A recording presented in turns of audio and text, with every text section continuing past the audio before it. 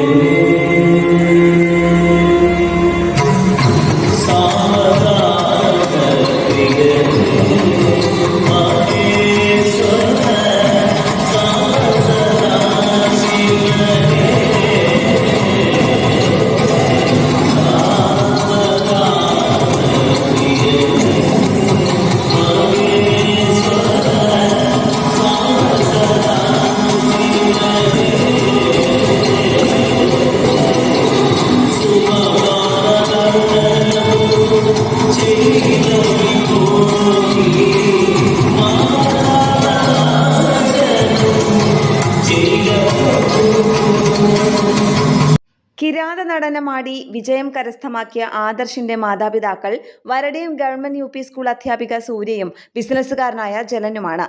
ആദിത്യ സഹോദരനാണ്. കേരള പ്രണാമ ന്യൂസ്, തൃശൂർ.